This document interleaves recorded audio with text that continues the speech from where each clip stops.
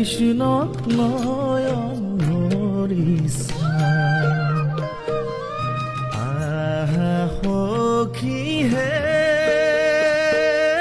বৃন্দাবনে যাওঁ, গোকুলৰে শ্ৰী কৃষ্ণক নয়ন ভৰিছা।